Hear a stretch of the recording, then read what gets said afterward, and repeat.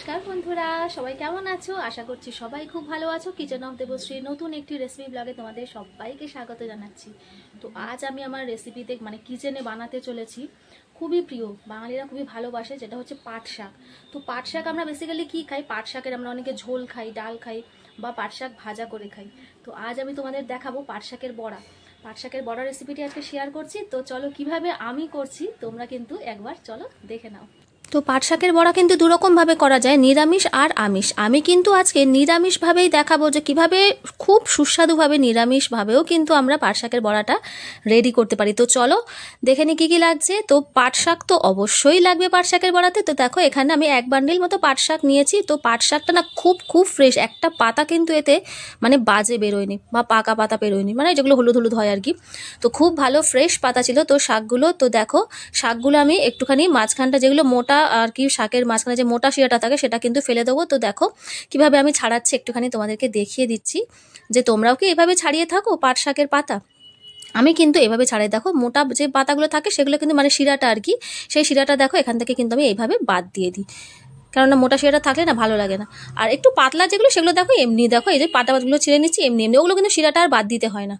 তো এটাই হচ্ছে বেসিক্যালি যে পাকা পাতাগুলো থাকে সেগুলোর একটু আর কি মানে বেশি মোটা, সেইগুলো একটু বাদ দিয়ে ফেলতে হয়। তা নাহলে কিন্তু একদমই সহজ এটা ছাড়ানো। বেশিরভাগ কিন্তু এটাতে কচি পাতাই ছিল, পাকা পাতা কিন্তু বেশি মানে সেরকম ছিলই না, মোটা পাতা আর কি।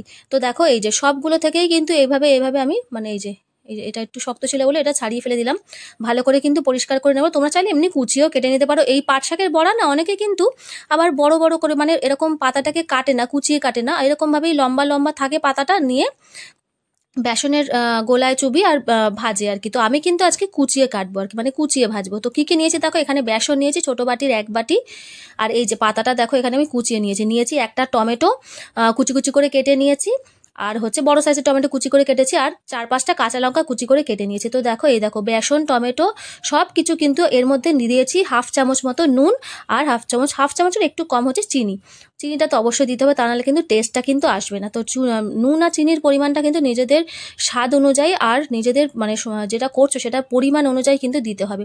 তো দেখো ভালোভাবে মেখে নিয়ে কিন্তু দেখো কড়াই সাদা তেল বসিয়ে দিয়েছি, দিয়ে কিন্তু প্রত্যেকটা বড়া কিন্তু এরকম হাতে চেপে চেপে আমি দিয়ে দিয়েছি।